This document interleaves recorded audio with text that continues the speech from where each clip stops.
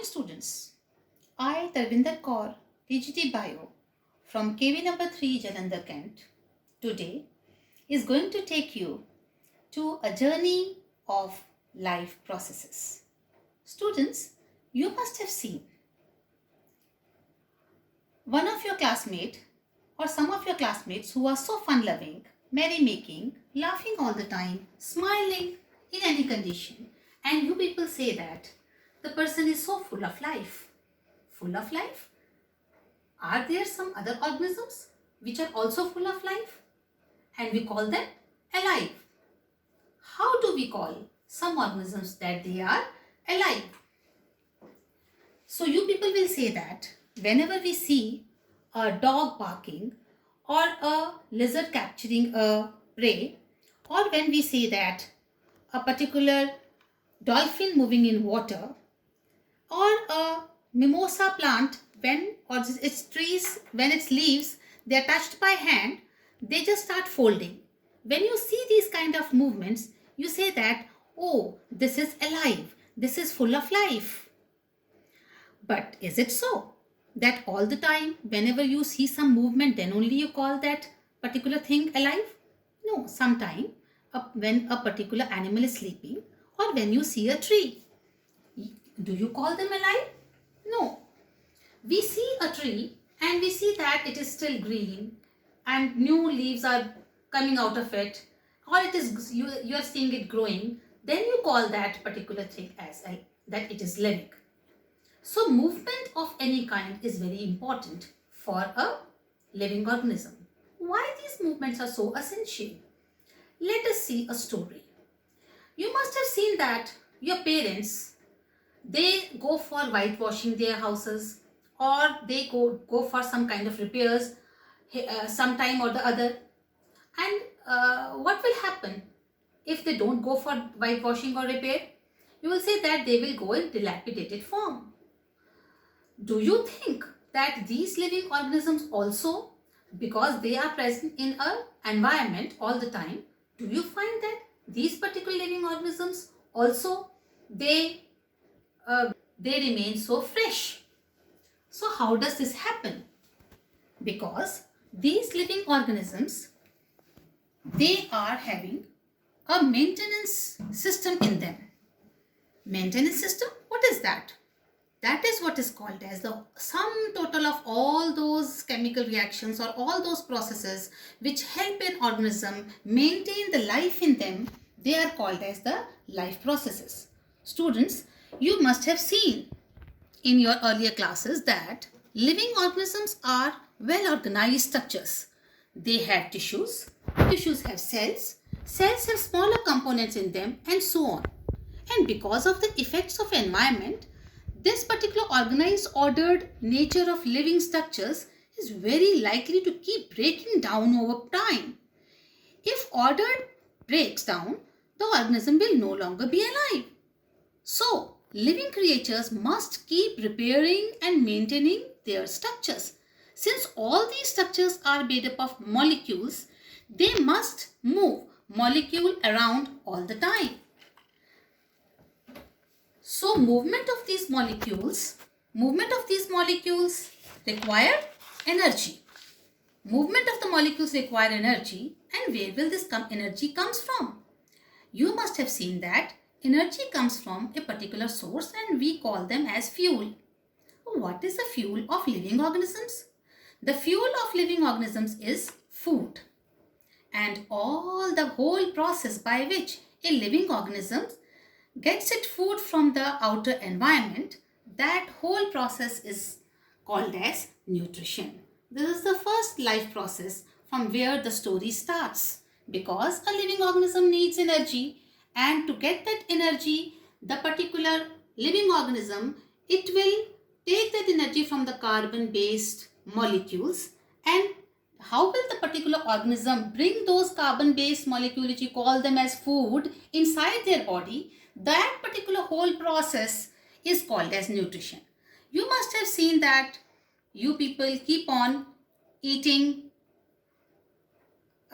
Students, you must have seen that you've seen a tree. It doesn't go anywhere to get its food. So where does it get its food from? So prepares its own food from the inorganic substances around it like carbon dioxide and water and sunlight. Similarly, an amoeba, it captures its food from the environment. And we, a human being, also get its food from plants or animal. So the whole process by which the food is taken inside the body of an organism is called as nutrition.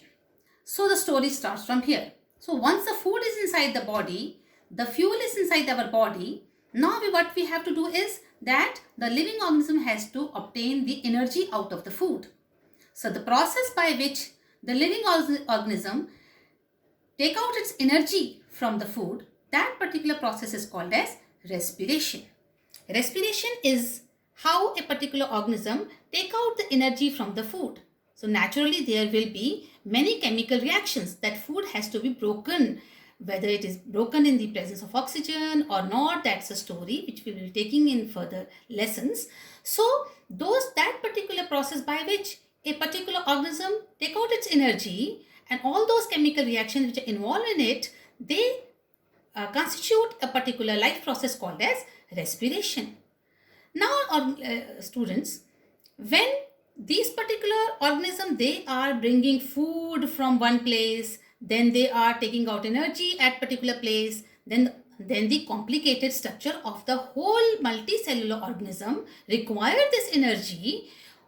All the cells of the particular organism require its energy and the particular food. So how will they take this particular thing from one place to another? So we require another life process which is called as transportation. So in transportation, the particular in a particular organism, the materials, whether they are waste materials, whether it is a food, whether it is energy, whether it is water, it moves from one place of the particular organism to another. So all those chemical reactions, all those systems which are involved in it, they are called as under this particular life process which is called as transportation. Now, students, since I have told you that the organisms, they have taken their food from the outer world and they have brought it inside their body, therefore necessarily all those, during these chemical reactions, there will be byproducts formed, and those byproducts are not necessarily useful for the organism, so they have to be thrown out of the body. So how will they do it? They will do it by a process called as excretion. So students, throwing off the waste products or all those byproducts which are not required by the living organism, and they may be toxic also if they get accumulated in more than required concentration, so they have to be thrown out of the body. And so this particular throwing of the waste is done by the organism itself, and this is another life process which is called as excretion. Now students, since a particular organism is present in an environment, in a non-living environment, therefore they need to have a control and coordination kind of things in them also.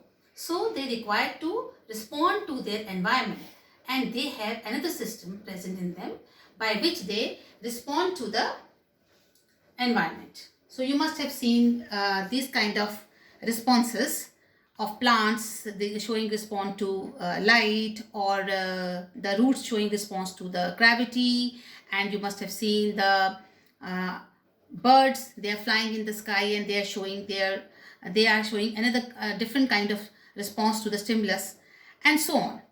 So students,